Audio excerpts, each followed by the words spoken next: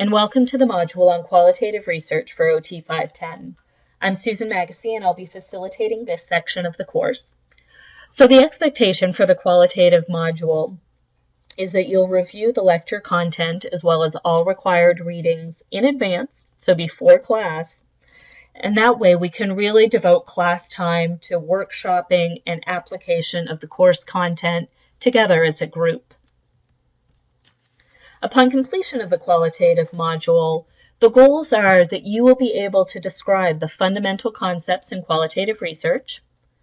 You'll be able to explain the contributions of qualitative methods to occupational therapy and practice, so keeping that keen eye towards evidence-based practice. You'll be able to apply the principles of qualitative research to the development and implementation of qualitative data collection. You'll be able to critically evaluate the rigor of qualitative research articles. And during each of our upcoming class sessions, we'll go through a qualitative article and practice applying and evaluating them. You'll also have the opportunity to analyze qualitative data and then synthesize the findings from qualitative data analysis into a research paper. Now, this research paper is one of the major assignments in OT 510, and it's worth 15% of your grade. The module on qualitative research is structured into two main parts. The first part is this series of 5 narrated PowerPoints on key principles of qualitative research. The modules cover the overview of qualitative research, which is what we're going to be covering in this module, strategies to enhance rigor, the development and design of qualitative research, qualitative data collection, so some of the nuts and bolts of how to actually gather data, and finally, qualitative data analysis. The second part of the course are these in-class workshopping of key concepts. So the goal really is to provide you with hands-on opportunities to practice, try out some of the tools of qualitative research. So let's get started. So what is qualitative research, I think, is the first most important question that we need to think about. So qualitative research is about understanding the natural world and people's experiences in it. So I like this picture here because in qualitative research, we often talked about the lens or shifting the lens away from the expert researcher to really privileging the experience and the perspective of the participant. So the goal of qualitative research is to understand a person's experience in context in their natural settings. So we can imagine what's happening here and how what we understand or who this person is and why he's in the city of Chicago taking this picture might change and might change the interpretation. Is he a college freshman who's just arrived in the big city for the first time? Is he an OT grad student who's just graduating and this is his sort of last hurrah, saying goodbye to his city before he moves on to become an OT professional? Or maybe there's something else going on with him altogether. He may be all of those things. Well, it can't be all. He may be those things, but he might also be having a very different experience. So it's by asking questions. It's by making targeted observations, perhaps also looking at those pictures that he's taking, asking him to explain what they mean to him, are ways of getting a deeper understanding of his personal experiences in his context. And it's not about us, or as a researchers, imposing our ideas and interpretations on him.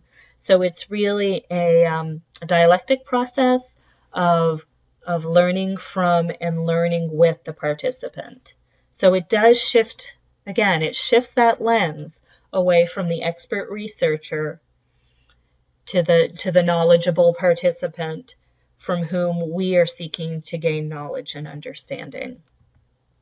Qualitative research is also based on the recognition that people experience the world differently and that their unique perspectives matter and tell us something important. That by understanding the particular experiences by each of the people in this particular social setting, can tell us something important about the social world, even though every one of them is coming to this interaction, this science experiment, with different expectations, different cultural backgrounds,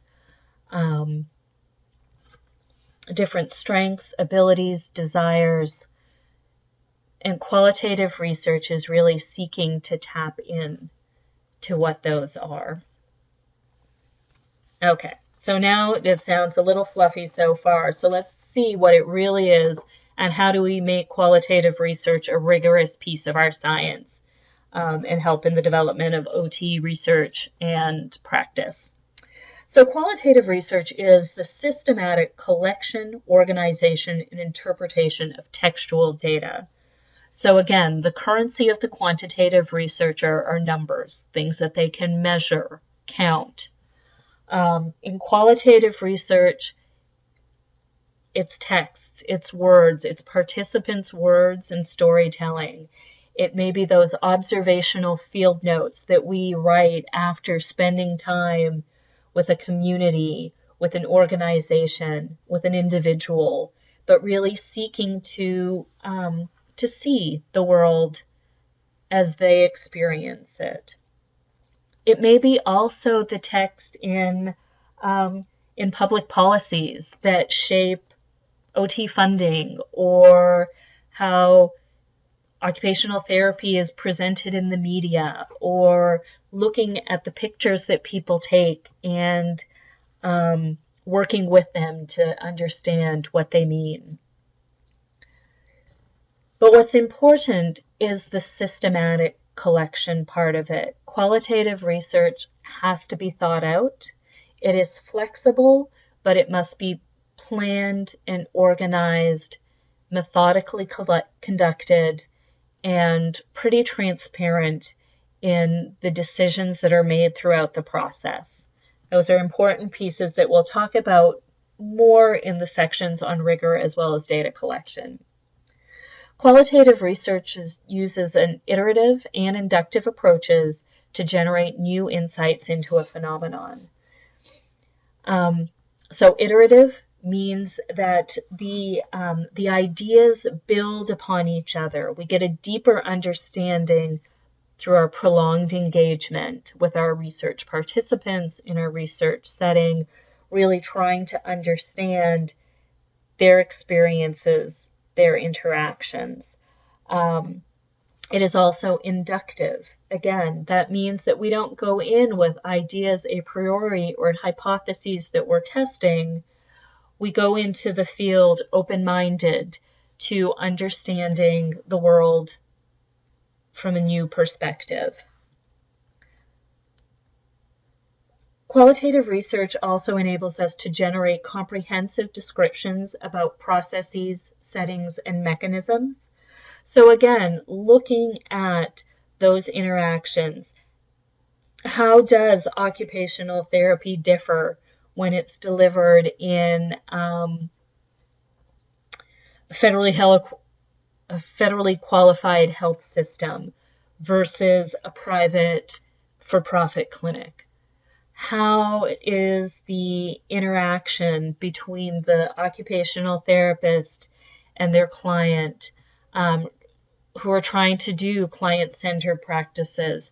How do those take place within a rehab setting? Do they shift over time, maybe as the client is able to take on more independence in decision-making and goal setting? Does the interaction change with the introduction of, say, a family caregiver or a co-led session between an OT and PT? Does that change the client-centeredness? These are some of the kinds of questions about processes and mechanisms that we can understand through qualitative research. Qualitative research can also help characterize participants' perspectives and experiences. So how do people talk about their experience or their health-related quality of life as they're getting ready to have a heart transplant or post-heart transplant? What does that do to their occupational engagement? Or how does the experience of everyday racism, impact someone's occupational performance. And we're going to read a paper a little later on in the semester, in this module, that talks about just those issues. So these are some of the kinds of questions that qualitative research enables us to tap into. Let's look at some of the ways that qualitative research has been used in occupational therapy. So in the recent literature, we see examples of qualitative research that has sought to understand the development and maintenance of interprofessional relationships or professional development. So how does one go from being a student to an early career or an entry-level clinician to an expert? What is that process, and what's the change that has to happen for that to happen? What's it like working with diverse populations? Similarly, what do diverse populations need and want from occupational therapy? So what about children or teens and young adults? What about people from different cultural contexts and the border crossing, boundary crossing that needs to happen between expert, professional, and underrepresented groups who maybe don't have the experience of working on equal basis with healthcare professionals and other groups? What do members of the LGBT community want from occupational therapy, and how can we as a profession be responsive to those needs? Also, what's it like to work in diverse settings, contexts? That could be different types of clinical settings, that could be working and providing occupational therapy in low-income, under-resourced communities or countries. How do we do that work? We don't know until we examine and explore. There's been work looking at occupational engagement and participation from different types of groups, and here are some more recent examples. So what are the college experiences of people with brain injury? How can we as an OT community support and facilitate that? What is the occupational impact of caregiving to a partner with dementia? What's it like to experience incontinence as a stroke survivor? What are some of the activities and adaptations that people in later life who are experiencing depression, how do they cope and adapt? And again, with an eye towards practice, by understanding these experiences, we can then seek to first identify maybe unmet needs, and then second, figure out how, as a profession, can we be responsive to those needs. It can also help us generate testable hypotheses by doing some preliminary exploratory work that give us a deep understanding of experiences. How did we then generate that into intervention studies, into more different types of observational kinds of studies that can give us a deeper knowledge and test the hypotheses. There's also been a pretty robust body of qualitative research that looks at what's it like to be an occupational therapy client. How are we as a profession meeting people's needs or missing the mark? If we don't ask these questions, we don't know, and it doesn't allow us to evolve as a profession. Some other important targeted uses of qualitative research are in survey design and development. There's increasing recognition that as we develop particularly patient-reported outcome measures, that we need to make sure that those have content validity for the people they're targeted to assess. So we use qualitative research to help us develop a conceptual framework that guides instrument development. It's also used to help generate the actual items and item content. Then there's also a special qualitative method called cognitive interviewing that is used to make sure that once a survey or a measurement instrument is created, that it is understood and interpreted by the target population as the developers intended. Qualitative research is also being used increasingly in intervention and experimental research. It helps us identify the experience, the feasibility, the acceptability of an intervention protocol from the perspective of the person receiving it. Is it an intervention that they want?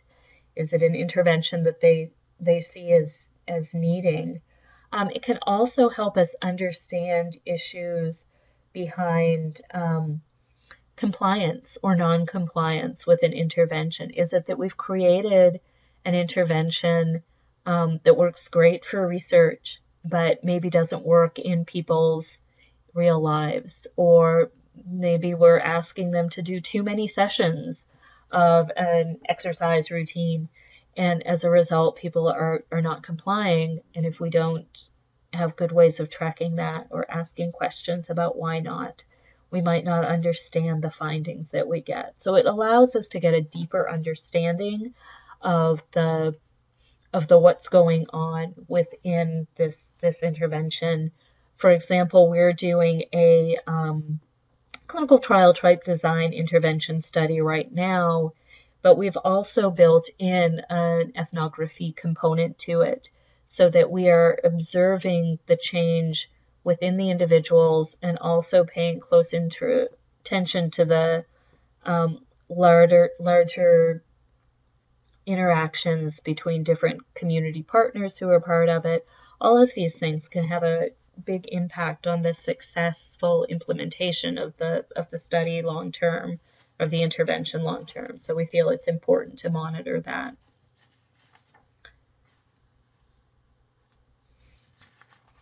So in summary, qualitative research is a valuable approach to understanding the lived experience.